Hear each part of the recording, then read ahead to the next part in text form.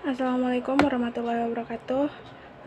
Sebelumnya, saya izin menjelaskan terkait tugas manajemen risiko PT Unilever Tbk sebagai tugas mata kuliah manajemen proyek, disusun oleh saya sendiri, Citri Eviana, dengan NIM 211001005, kelas S1 TT09A. Untuk outline dari materi tersebut adalah yang pertama itu ada latar belakang, kedua ada resiko, ketiga pengukuran resiko, dan keempat hasil. Yang pertama itu ada latar belakang.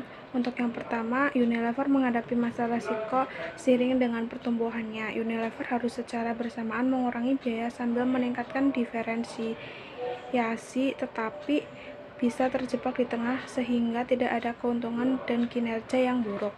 Unilever dapat menghindari semua resiko tersebut dengan mengintimidasi resiko mereka dengan sistem manajemen resiko. Asuransi internal dan pemantauan kepatuhan dilakukan untuk meninjau resiko strategi pengaturan, peminjaman ulang independen internal, audit internal dan audit perusahaan, dan peminjaman ulang eksternal memainkan peran kunci dalam memastikan bahwa resiko operasional dan resiko eksekusi bisnis telah dilakukan dengan benar, ditangani, dikelola.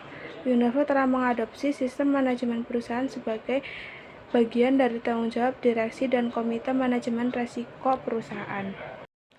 Selanjutnya ada yang kedua, itu adalah resiko. Untuk yang pertama, resiko pembendaharaan. Perubahan nilai relatif suatu mata uang dapat berfluktuasi secara luas dan dapat memiliki berdampak signifikan pada hasil bisnis. Kurs mata uang jika tidak stabil juga dapat mengakibatkan ayunan signifikan dalam harga bahan baku yang dibutuhkan untuk memproduksi barang-barang perusahaan.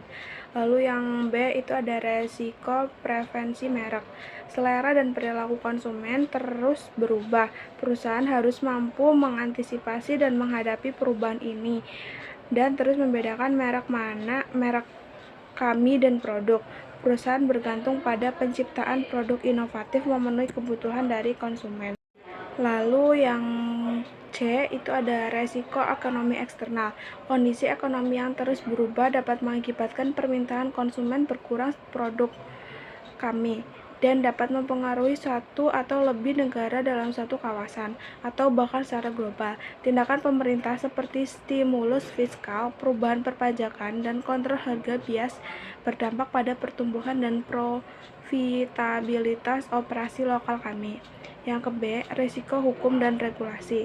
Unilever tunduk pada hukum dan peraturan lokal, regional, dan global di berbagai bidang seperti keamanan produk, klaim produk, merek dagang, hak cipta, paten, persaingan karyawan, kesehatan dan keselamatan, lingkungan, tata kelola perusahaan, pencatatan dan pengungkapan ketenagakerjaan, dan pajak. Kegagalan untuk mematuhi peraturan yang berlaku dapat mengekspos Unilever terhadap tindakan perdata atau pidana yang mengarah pada kerusakan denda, dan sanksi ini dapat mempengaruhi reputasi perusahaan kita dan biaya perusahaan dalam menjalankan bisnis.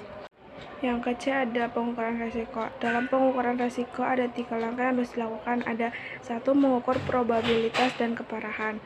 Kami mengevaluasi probabilitas peristiwa tersebut dapat terjadi dan melihat dampak dari potensi tersebut. Ada beberapa kriteria untuk mengukur probabilitas dan tingkat keparahan.